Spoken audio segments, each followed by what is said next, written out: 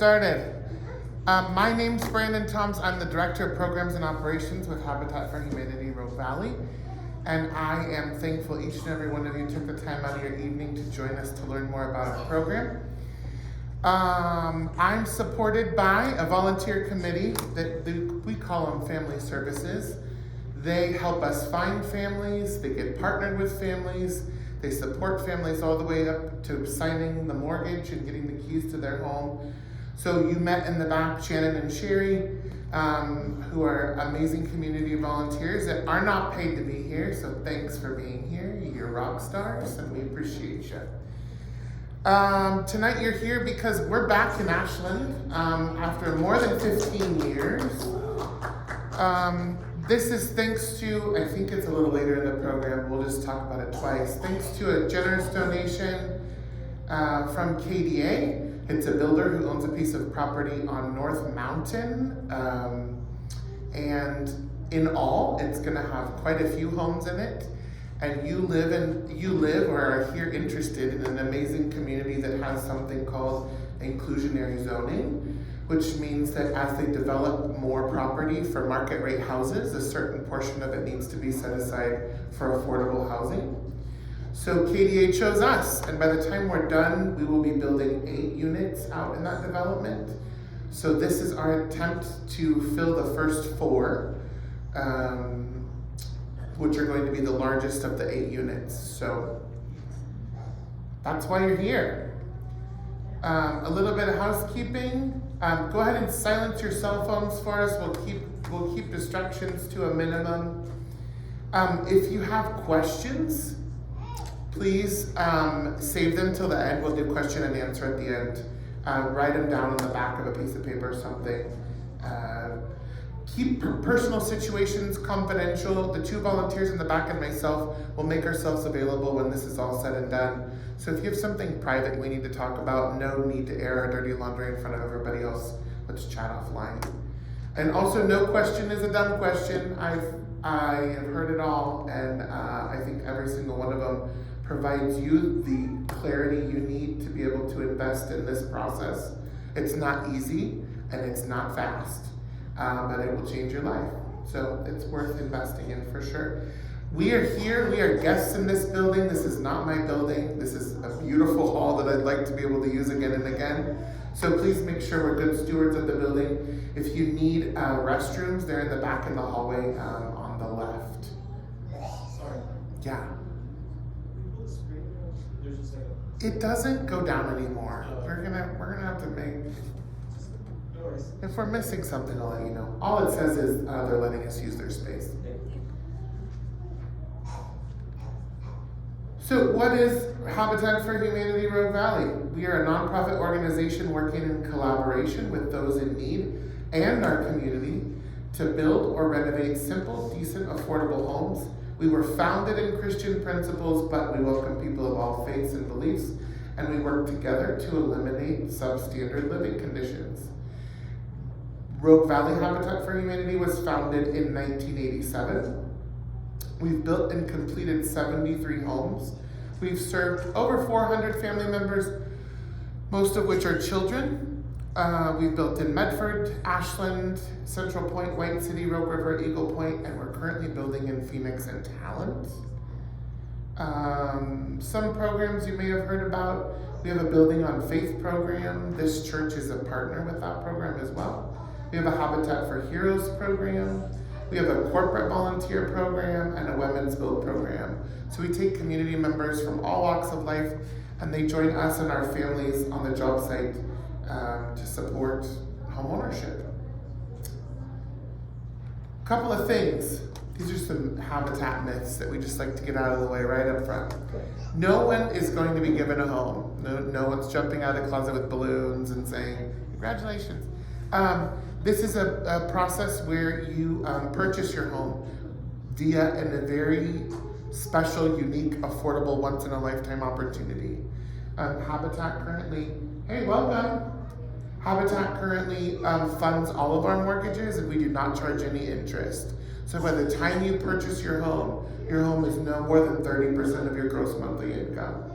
For most people that qualify for our program, that's a mortgage payment of you ready? $600 to $850 a month. That includes taxes and insurance. You won't even be able to rent a shoebox in Ashland for that amount. Or a bedroom, seriously. We're proud of that. It takes a lot to make that happen, but it's vital to what we're doing. We are selecting, like I told you, the first 4 homes in the Ashland community. These first 4 homes are 3-bedroom, 2-bath homes. It's designed for a minimum household size of 4. That's a little bit of a misnomer. There's 1 household size that could also qualify. That's a single parent and 2 children of opposite genders. So if you're a household of 3, a single individual with 2 children of opposite genders, you can also qualify for this first phase of the build. If you are a family size that is smaller than that minimum requirement, the next phase is going to be for you. Phase 1 for the first units or for the larger family.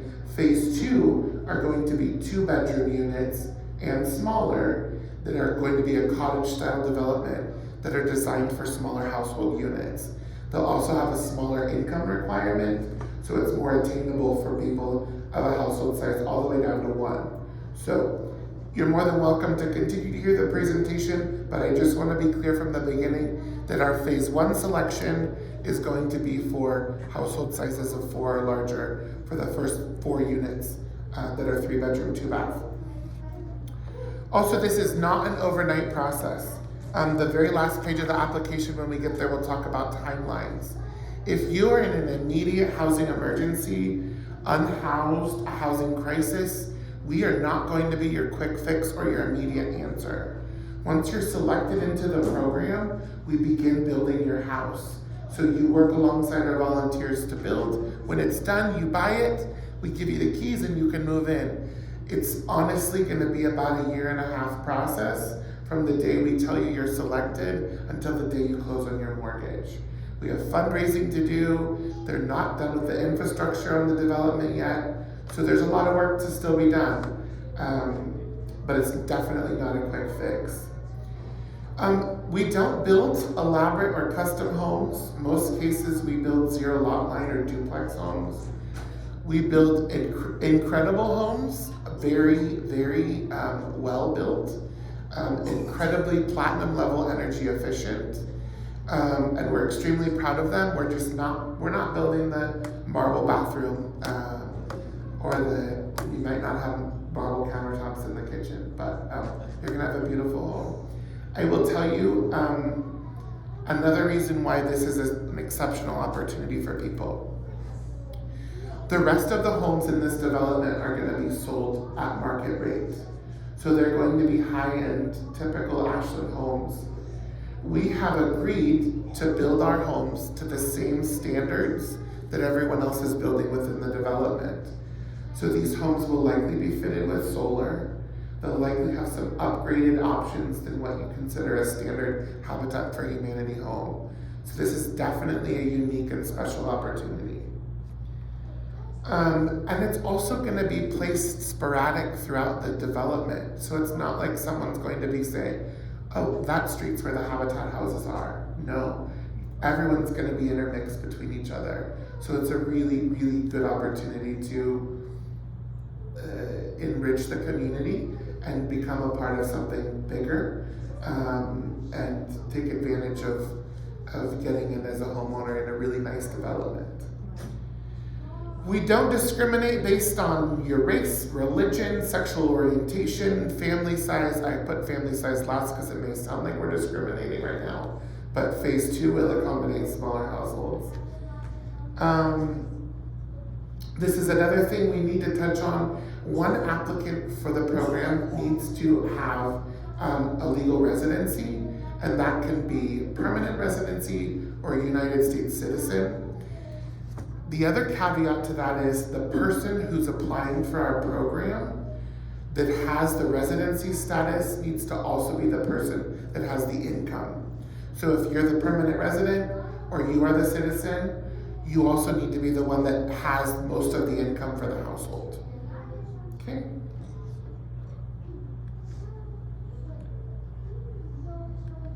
So, Our program is really kind of like a three-legged stool. There are three aspects to being selected for the program. The first is the ability to pay. The ability to make a monthly mortgage payment for 30 years at no interest. Again, the payments are set at 30% of your gross monthly income. That's your pre-tax income. There's a couple of other nuances in there. Any unpaid collections must be under $1,000 in total or a plan to be paid off before you receive your home. That's because we're putting an asset in your name. If you have unsettled judgments or collections outstanding, they'll just attach the home the moment we sell it to you, and we will have set you up for no good from the beginning. So it's important we work hard to get those squared away. We also have community partners we can refer you to if you need help navigating ways to get those taken care of or look at other options. No unpaid liens or judgments. Again, those are things that can come back to haunt you that will attach to your house the moment we put it in your name. And then no bankruptcy in the last 2 years. Also, you cannot have been a homeowner within the last 3 years. So not having any real property title in your name. The reason why is because this is designed to be a first-time homeowner program. So I want to make sure you haven't owned a home recently.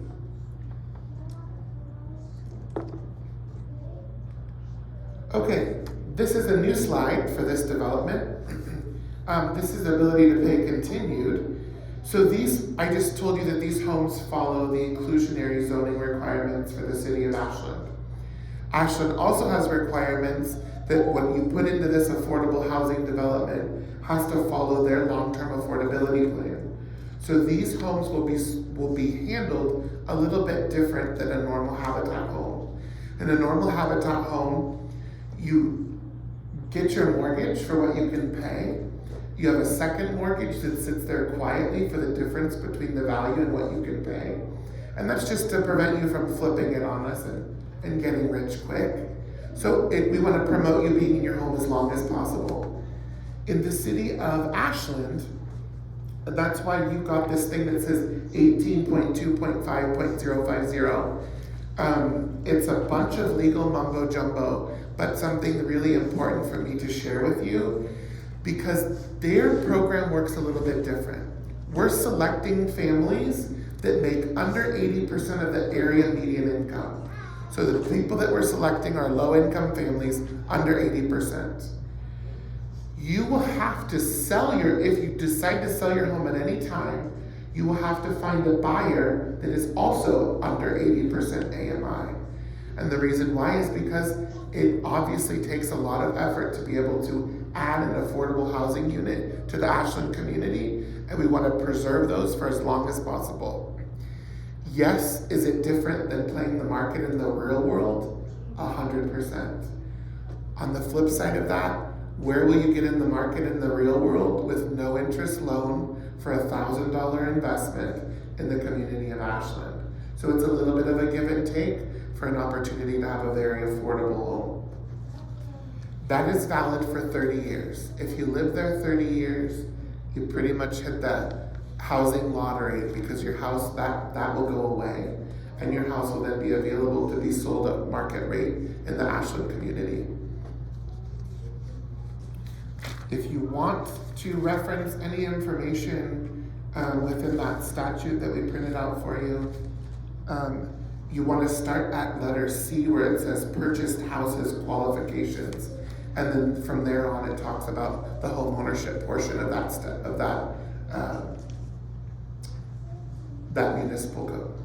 Okay?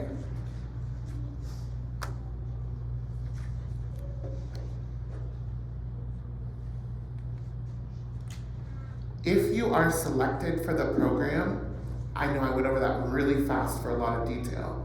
We will make sure you understand what you're getting into forwards and backwards. So don't be concerned that if you're asked to sign on the dotted line, that's the only information you're gonna get. We'll go over it in more detail should you be selected. So we have the ability to pay, and the second criteria is you need to have a need for housing.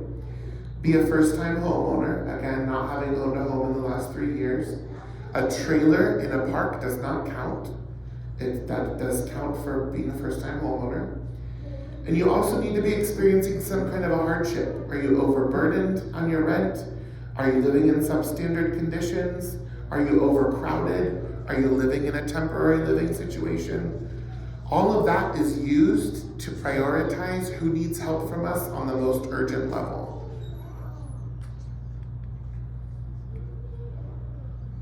So we have ability to pay, a need for housing, and last but not least, there's a willingness to partner. This is arguably the most important aspect of the selection criteria. You must be willing to be involved and committed to the process and our program. So be ready and able to invest 500 hours of sweat equity on construction of your home and other Habitat events and opportunities. Be a face for Habitat. We're going to share your program. Ashland is extremely excited that we're back. And we know we're going to have volunteers coming out of the woodwork wanting to help us with this project. And you are the reason why people do it. People want to help their fellow community members. So they're going to want to know, who are we here for? And you're probably going to build alongside a lot of them. And they're just excited to be here and help people with an opportunity for a hand up. You're going to attend Habitat community events and functions and fundraisers. Help us gain support. Maybe we might ask you to come with us one Sunday and talk at a church about what the opportunity might mean to you. We also send you through the last line. We send you through a homeowner education process. So there's 10 classes that you take while we're building your house to really set you up for success. There are some significant differences between being a renter and being a homeowner. If the wax seal on the toilet fails and you're the homeowner, there's no one else to call except someone to pay to fix it. There's no landlord. And if you ignore it, it's going to just get worse. A $50 fix may turn into tens of thousands of dollars worth of water damage. So we want to set you up for success in recognizing those and empower you to fix them. And that's why we offer the curriculum as well. So how does Habitat work? We work with community partners. We get donations from people like KDA, from the community, from churches like this one that tithe to us.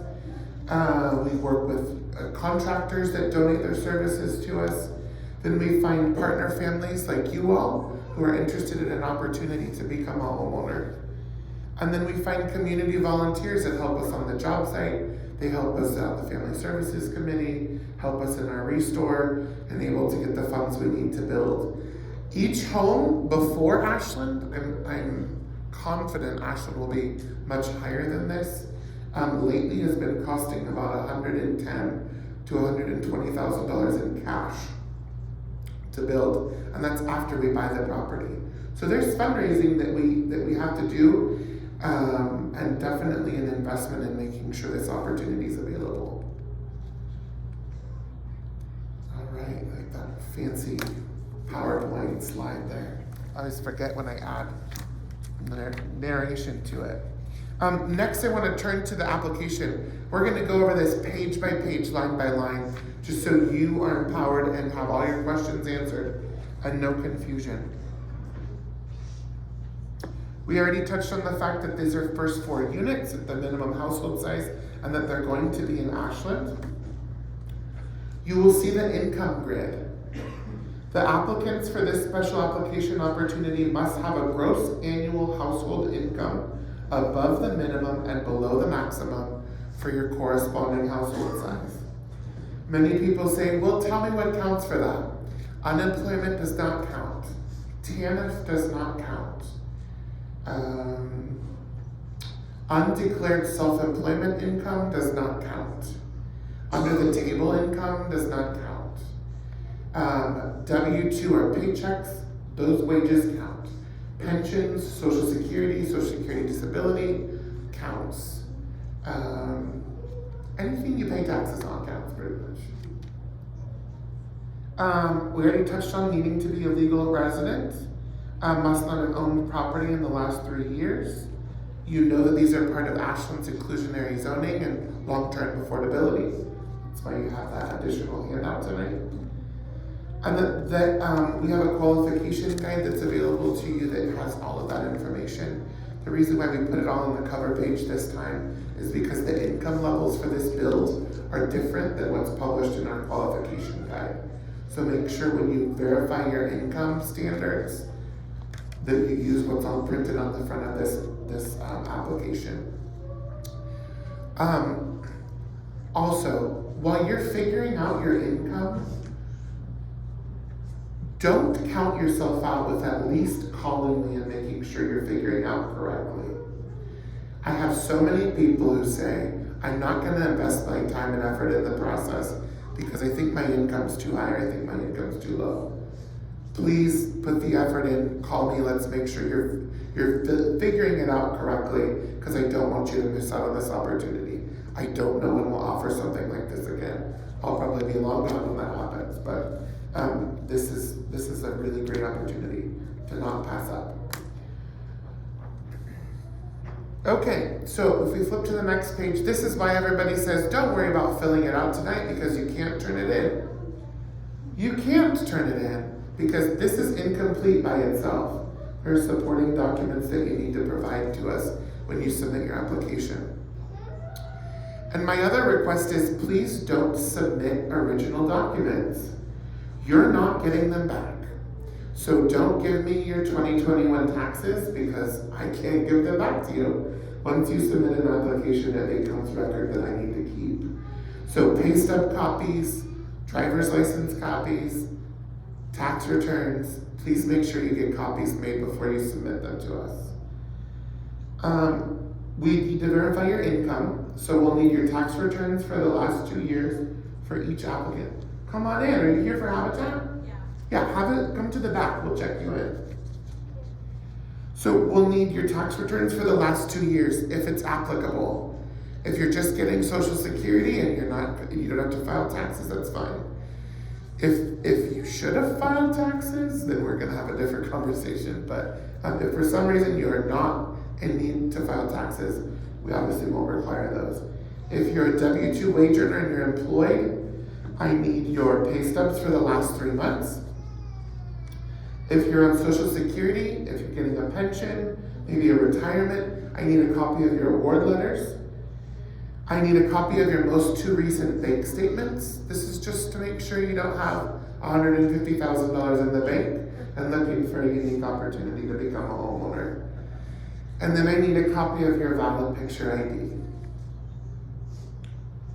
And all those get submitted as photocopies, and they can be mailed to us at the P.O. box listed in that box, or they can be dropped off in person. The deadline to submit a complete application packet is September 30th. So you have until the 30th of September. You have a month to turn it in to us. Okay, the next page is an authorization and release. You fill this out for us so that we can verify the information you're putting in your application is true and correct.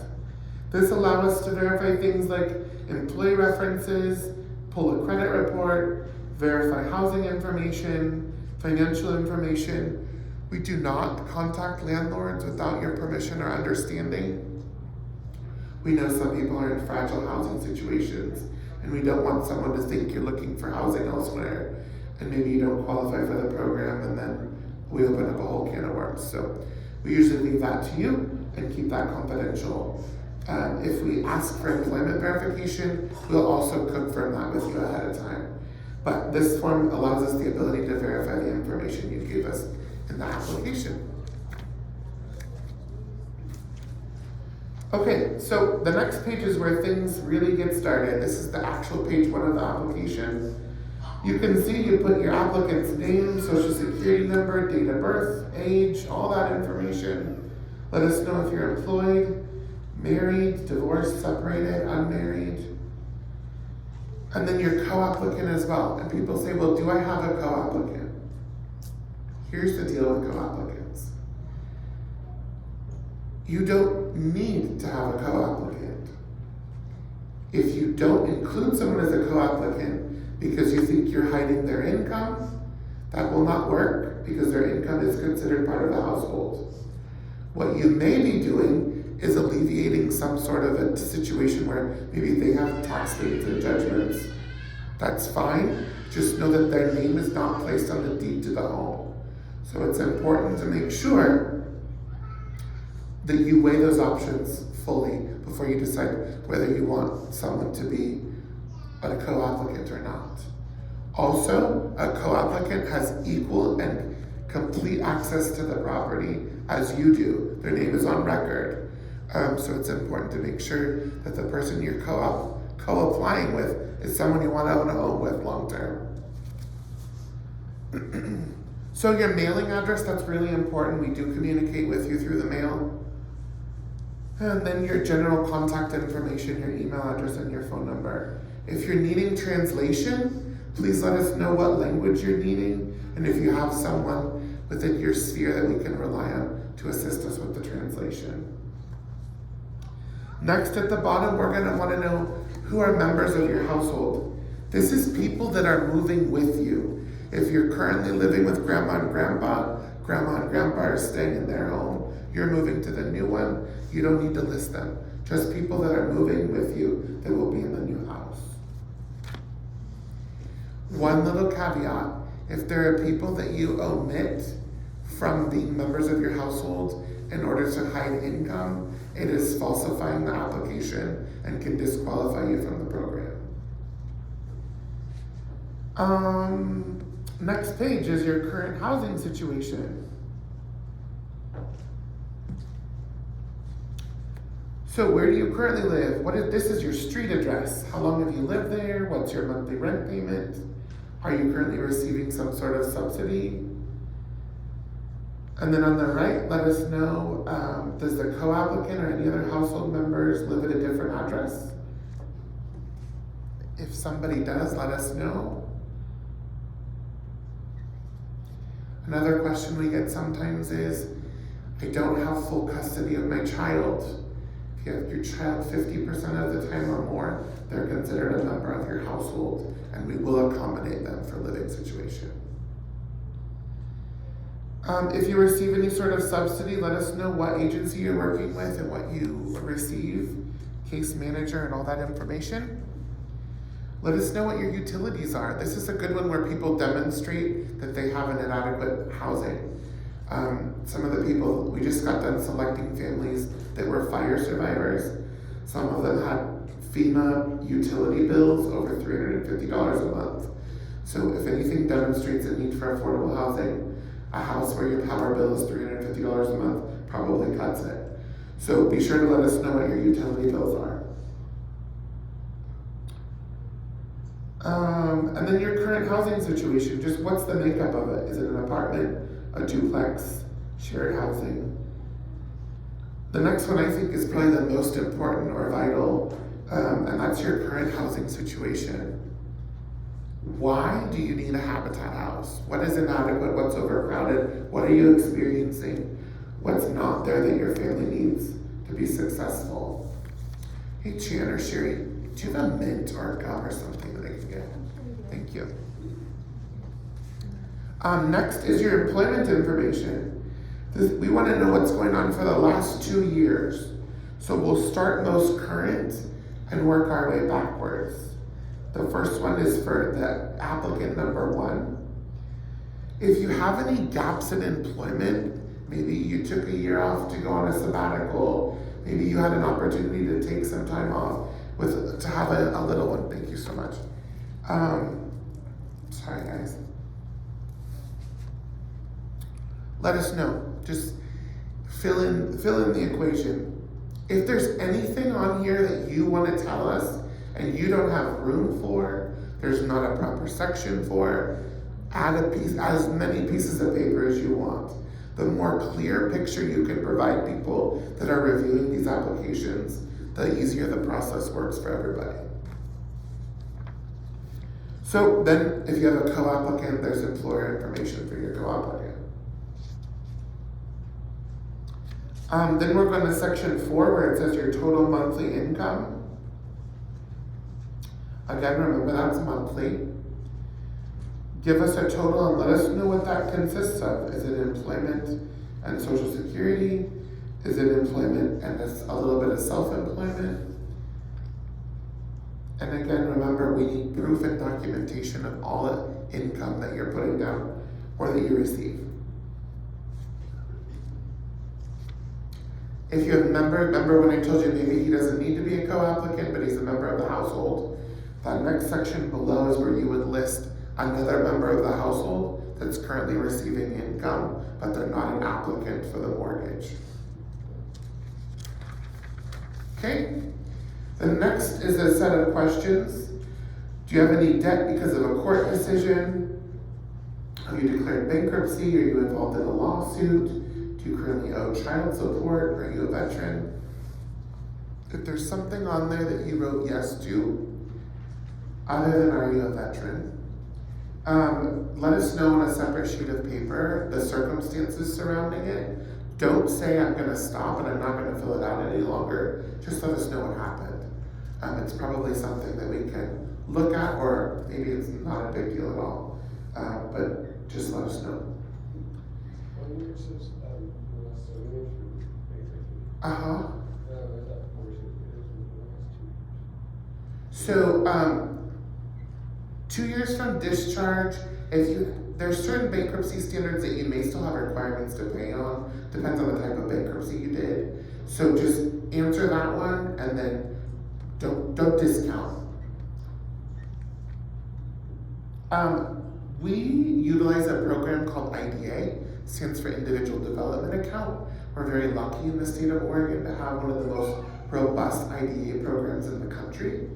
What that means is the state has funding to match savings for low-income families 3 to 1. You save $1,000, the state gives us $3,000 to cover your closing costs. It's an incredible opportunity. We have the unique privilege of enrolling all of our applicants into that program directly. So it's a way we cover your closing costs and keep things affordable. So your contribution to the process is your sweat equity and $1,000 that you need to save for the program. So this is, are you willing to do that? Is that available if you apply but you don't get chosen for this? Is it like the Dream Savers program? It is like the Dream Savers program. Is that still, can you still use that program if you're an applicant but you're not chosen for one of these? You can. I cannot administer that to you because my slots are reserved for our program. But Access is the current provider for IDA, and they can discuss their process with you. I will tell you all, we in Southern Oregon had an unfortunate change in IDA providers within the state, so we were kind of all not able to offer within the last year. We've since been connected with a new provider, so IDA will be coming back full force. So if you did explore that option with the First Time Homeownership Center at Access, follow back up with that because it is available again. A little tangent for you. And then are you willing to partner? Are you willing to work sweat equity to make this happen? Is this going to be your primary residence? You certify that you're looking for this to be your primary residence, that you will live there and you won't rent any portion of the home for income, and you will occupy the home. You certify that in your contract with us. You certify that in your deed of trust. And if you ever do not occupy the home, Habitat can call your note due, and you can pay Habitat off and have a rental. This is a little housekeeping. Have you been to an orientation before, or where did you attend an orientation? These are not required to attend, but you definitely will have a heck of a leg up on other people. So just let them know you attended orientation with us tonight. And number 9 is other assistance. If you so choose to share with us, you're welcome to. We will not discriminate your eligibility in the program based on what you tell us in this section. But if we need to make sure that one of the bathrooms is accessible with a small lip walk-in shower, let us know.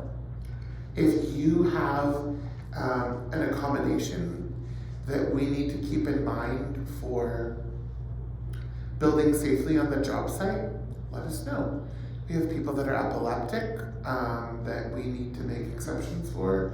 We built a house for a blind man, and we made ways for him to be involved on the job site and get his sweat equity in. So there's definitely no way you're going to count yourself out just because you may not be able to be out in full capacity on the job site, but we'll find ways for you to be involved in and engage in the process and complete that requirement.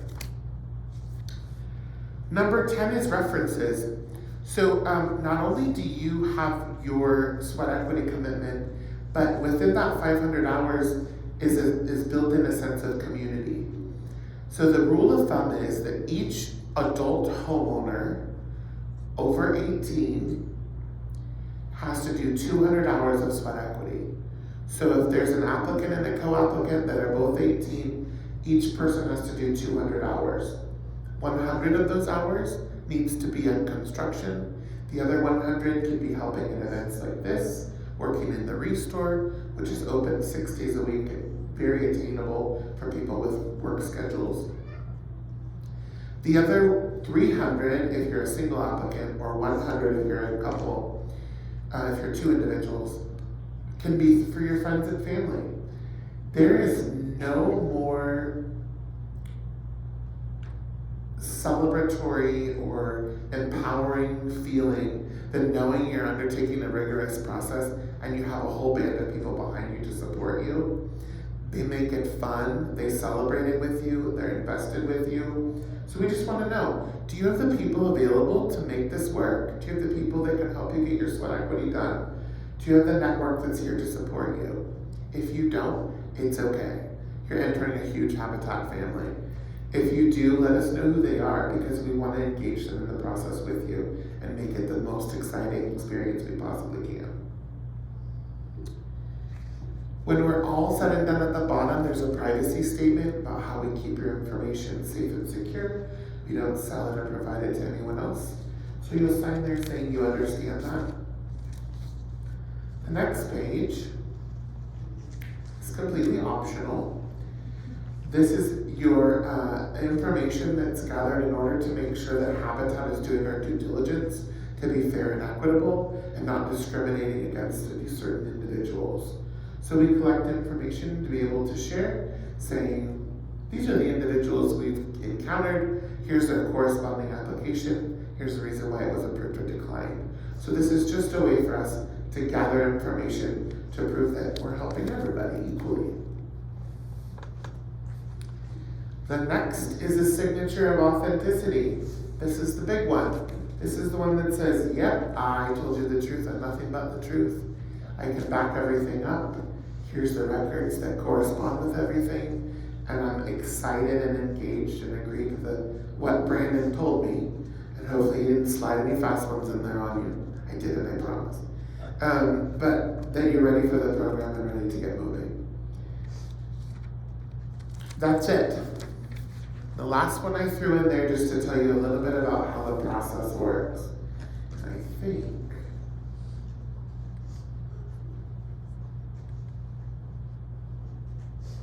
I told you about the Family Selection Committee.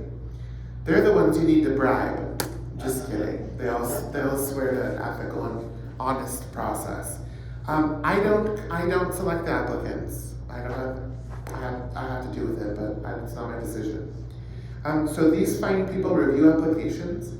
They make sure they're complete. They do interviews. They do site visits, and then they make a recommendation to our board of directors. There's 7 or 8 of them in total, so it's a fair and balanced process, and they do incredibly hard work and a wonderful job. We're so thankful for that. So what's next? This is going to correspond with this housing application process. You're going to turn in your completed application along with photocopies of all of the necessary information we ask for. And if you have that into us by September 30th, you will be considered for this project. By October 14th, unless something happens, you will receive a letter or phone call from us saying one of three things. Number one, we verified your information and you do not meet the qualifications of our program. This does not mean you can never come back. If your situation changes 2 weeks from now and we have another open application window, we will welcome you with open arms.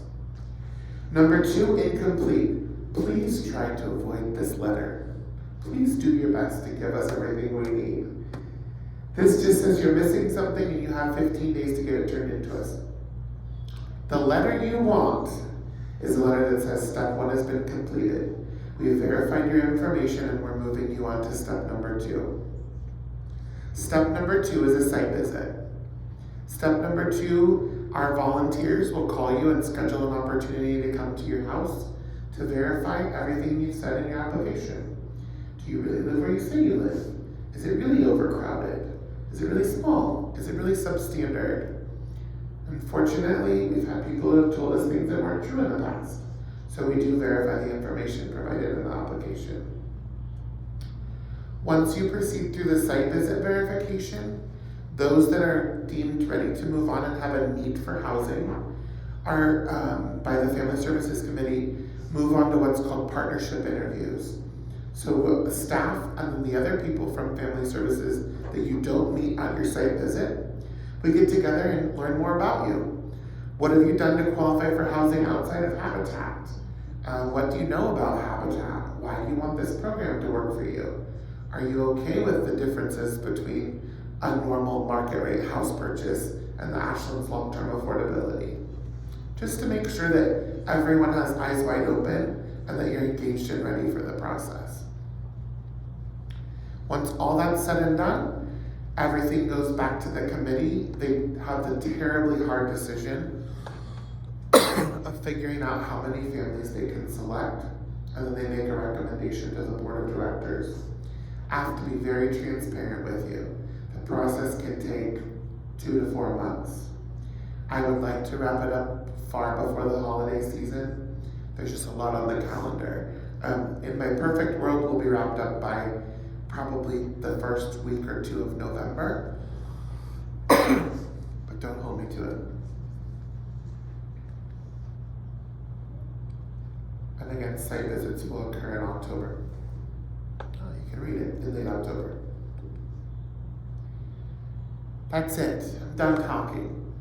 So I'm more than happy to answer your general questions in the group. So you ask a question, I'll repeat it in the microphone. And then again, if you have a personal question that you would like to ask one of us privately, we'll be happy to do so when we're done. Yes? If a person lived in their home, say, 15 of the 30 years, and they get old, they get sick, under normal circumstances, they could sell their home, take the equity, and move into a nursing home. What is the variance for this Ashland situation, since they haven't been in it for 30 years? Yeah, great question. So the question is, I've been in my house 15 years and I want to move for whatever reason. Can I sell my house and move? 100%. I'm going to give you 2 examples. The normal Habitat way is that after year 5, you begin to earn equity at a rate of 3-something% every single year up through year 30 when you have 100% equity share. Ashland's affordable housing statute says that you earn 0.125% equity. It's in there. I see all the pens pretty quickly. It's in the document. You earn 0.125% equity. I believe it's every month. And I think it works out to 3%-ish a year. 1 point something. I don't know. Don't quote me. 1.1 point. Now I'm telling myself. 0.125% of initial purchase price every full month you occupy the property. So you can figure it out from there. That begins month number 1, which is different than regular habitat process. The home is sold free to you based on Ashland's initial sales price. So Ashland sets an attainable sales price based on that 80% AMI. And then remember, you can only sell to that 80% AMI for 30 years. So it may take a while to find the right buyer that qualifies for your house, but I don't think you'll have a problem because you'll be offering it on the market at far below the market price. And then that sales process, your realtor would work with the city of Ashland to make sure to qualify that applicant. The title company would know that needs to happen, and everybody would make sure the transaction happens smoothly. But your equity share is that 0.125% every month. Yeah, great question. Yes? A lot of people's incomes were affected the last couple of years. You mentioned unemployment, the income guidelines. Is there anything taken into consideration with a history of income within those guidelines, but affected by the events of the last couple of years, having that affected the income for the last 2 years? So his question was, obviously people's income has been impacted by the pandemic and the fire and things that our valley's been experiencing in the last 2 years. Is that taken into account? Unfortunately, no. So Habitat for Humanity is not only helping you through the housing process, we're also your lender. And our ability to backdate a snapshot in time does not adequately prove that you can here and now make the monthly mortgage payment we're about to give you. So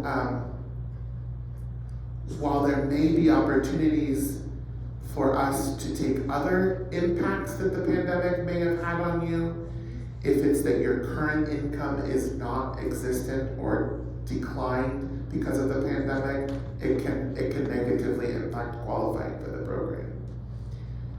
But again, just because here, now, and today you don't qualify, doesn't mean next time we're looking for applicants you might not. Yes? So what about if you have teenagers and you live in here and Get rid of them. Tell me again, I'm sorry. No, that was basically it, is if you have teenagers and you're in a couple of years, they get old enough and they want to move out, is that affected in any way? No. Mm-mm. You can have a home office or a craft room. So her question was, if I have teenagers, will it impact when they move out? Not at all. Our commitment to you is based on the snapshot of your living situation and your family today. Just like the inverse. If you come to me 24 months from now and you say, hey, I'm pregnant, I'm not building you another bedroom. So we'll celebrate with you, but we build for what you have now.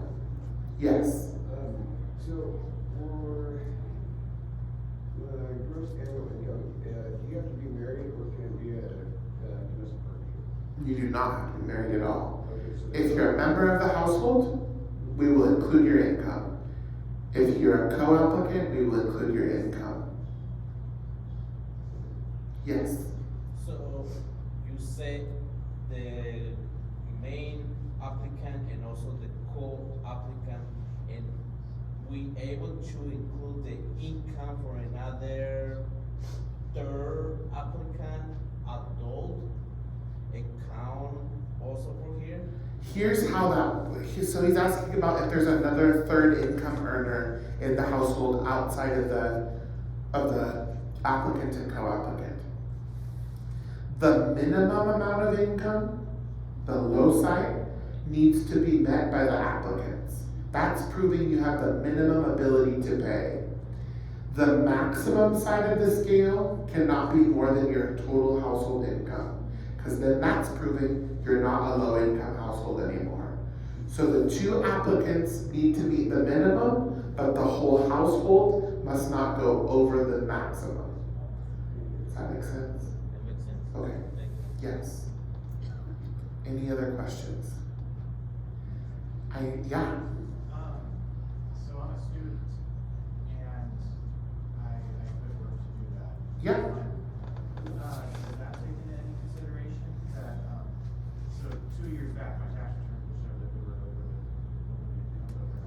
Nope.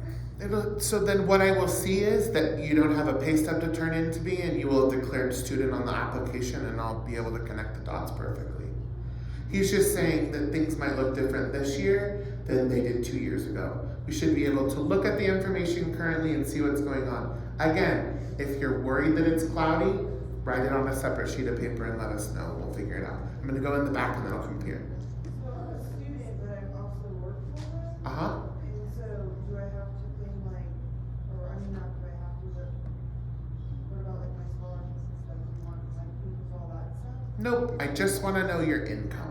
Just Your, my W-2? yep, your scholarships are not something that I can continually count as income to pay a mortgage 5 years from now. So just that W-2 wage is what all I need you to declare on here. And then just one more, like I took a new job yesterday. Yeah, congrats. So, like, I'm gonna be stopping work in October just for a day, like my last day where I'm at is the 13th. I'll start my new job on the 14th. Is that gonna affect my work? No, I mean, as long as, so her question is she's starting a new job, and is that gonna impact? As long as your new job puts you within the income parameters that we're looking for, it'll just let us know. Yeah, You said there's 0 line dwellings, so are they, is there, are they in yards of them, is it homes or are they townhomes? I can't tell you that yet because the PUD has not been fully approved, so I can't go on record and say one way or the other. I would say even if we built a townhouse, Habitat has always provided some sort of a yard. I Are don't, there any plans submitted yet? they are under review, yeah. And hopefully approved really, really soon so we can start building. All right, if you, yeah, Again, on the income. Yeah. guidelines, on the income guidelines, if your income isn't the same from year to year, say you fall in, say, 1 year you're just over the minimum and the next year you're just over the maximum. yeah. How does that work? Like, do you both years, you see, you take 2 years, but that's what's held me back in the past is, I do a lot of seasonal work. And, I've fallen, I would have been able to make payments on something every month, but I just fall on both sides of that because of I'm on an on-call nature for my work. Yeah. So his question is, how do you look at my income when there's a seasonality to it and it's different from year to year? So, if you have a seasonality to your job, we will average out the two, and look at what your current to-date employment might have been, unless you can show me that all of your seasonality is called at the end of this year, then we'll look at that situation. You sound like you have some very specific income aspects that we should probably look at offline. Don't count yourself out. Let's review them to make sure, to see whether it's an option or not. Yes. Do I have to be making Let me get it, Carol. Go ahead. bracket of income for the last year? Say again? Do I have to be in this bracket of income for the last year? No. Now. Right here, right now in this snapshot, today your family needs to be earning an income of that. If you were below that before, congratulations, you're not any longer. If you were above that, after you're selected and get your home, feel free to make $1 million a year. But at this moment, it needs to fall between that aspect. Yes. When does Phase two is likely going to happen the latter part of next year. These, like I said, are going to be some big expensive homes for us to build, and doing 4 of them while still building for our fire survivor program in Phoenix and Talent. It's going to be a lot for us to handle. So we're currently looking at phase 2 starting latter part of 2023. And part of that too is we don't want people sitting in the program for 3 years while we get to that opportunity. Yes. Simple question. So if you not get approved for this, and next time you guys open again the program, you have to apply everything and provide all the information again? You do. Okay. His question was, I didn't get approved for it this time and I want to apply again. Do I have to give you everything again next time? And the answer is yes. Yes. If you have, teenagers and they're working and they're, 18 years older, I mean, do their income, count or? Are they going to be moving into the new house and live there longer than 6 months? Then yes.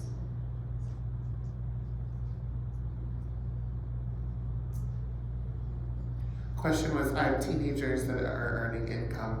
Do I have to list their household income? And that was the answer.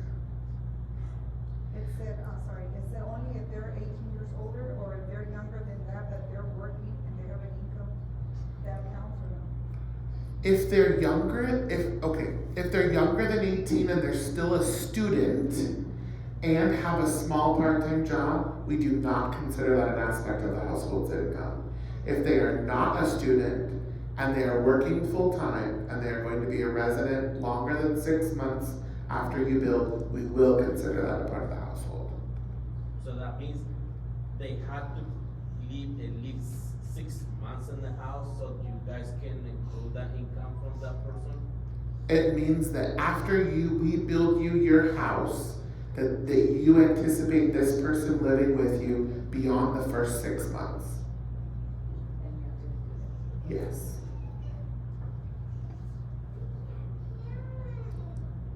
Okay.